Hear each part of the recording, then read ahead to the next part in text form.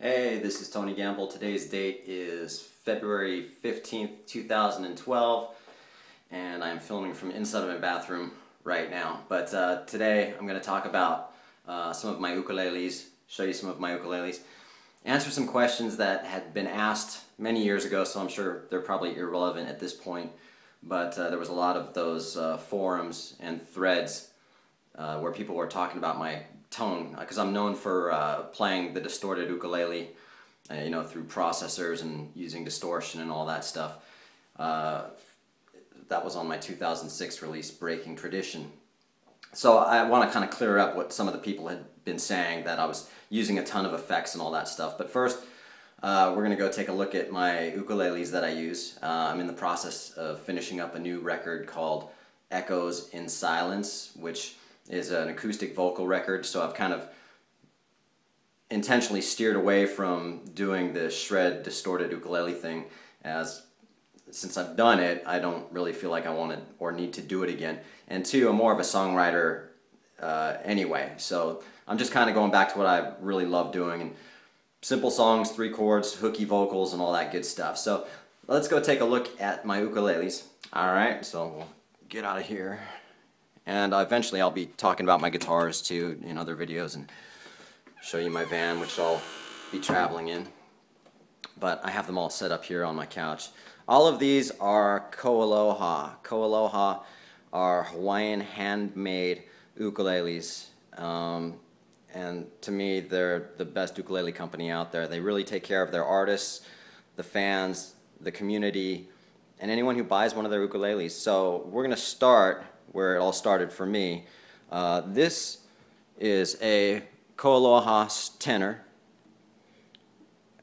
and on my tenors I tend to have a low G. A lot of ukuleles have a high G, which in this, see what I mean? So now I use a low G in this one. This is the one that started it all. In fact, this is the one that I recorded my entire Breaking Tradition CD on. And it's the one I toured Hawaii with, and it's been everywhere, and it's been abused, and it still plays amazing. So this is still my main ukulele, one of 2 that I use all the time. The next one was given to me by KoAloha in January of 2007. This is another tenor. Different type of bridge, as you can see. I have more of like a pineapple bridge on the first one, and this one has a more of a standard type bridge.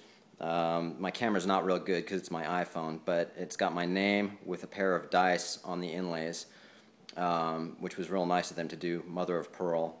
And this is the one I play the most. It has a tusk nut, so this here, where the strings go in, is made from tusk. Okay, and so is the bridge right here. Actually gives it a better tone, and it, believe it or not, it sounds a little better. I know it's those little tiny things that can make it sound real good. So there's that one. This one is called a scepter. Again, it's a tenor. This has a high G. This is one of the first scepters that they had made. I've actually really never played it, but it's a beautiful instrument. This one was kind of more like one that hangs on my wall because it's so nice. That has a high G. Okay, the next one is called a DV1, which is a 6-string ukulele, which is tuned more like an acoustic guitar. I've played it, but I don't play it a whole lot. I do like it. It sounds great. More of a 4-string guy, but it's a great ukulele. I love it. And the next one is another 6-string. The difference between this one and this one is we have a low G, 2 C strings that are octaves, an E, and 2 A strings. So this one's actually really good for strumming. And I use that one for more layering when I'm recording. So it's more in the background. You can barely hear it, but it just adds depth to it. I've never used it live, but in the studio I use it all the time. I love that. Okay, so these are my KoAlohas. Now, when I was playing the distorted ukulele, when I used this one, in order to not get feedback, I would shove T-shirts in the sound hole and pack it to give it a sort of more solid sound so it wouldn't create so much feedback. And on top of that, when we talk about processors, let's go back in here and I'll see if I can find it. I should have got this out before it's got some ESP guitars. All of my ESPs, lots of them are in cases, and down here, semi-acoustics, acoustics. But here it is. So the questions that I were asked were, what type of gear did I use when I was recording and when I was touring? And I'll just put this down here. And we have a Line 6 XT Live pod. Now, when people said I was using a lot of effects and processing, it's not true. I'm basically using my A channel as a distortion. Everything else that I was using, apart from the wah-wah and the volume pedal, were sound gates, noise gates, which eliminated the feedback. The problem with that, when you eliminate and you use more than one noise gate, it cuts the sustain on the instrument.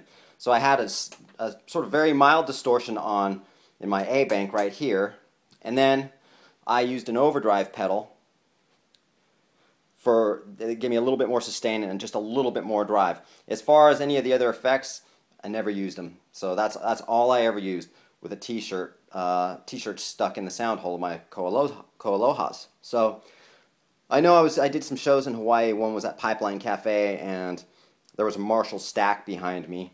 And someone commented about, running a ukulele through a Marshall stack was ridiculous. Well, the thing is, that Marshall stack belonged to another band that was playing after me. I never used it. Again, I was just running through this and this only. So, on top of that, what I'm going to do now is basically end this video. It's raining outside, otherwise I'd show you my van that I hope to go touring in if that happens. But right now, we'll talk to you later. All right? Take care.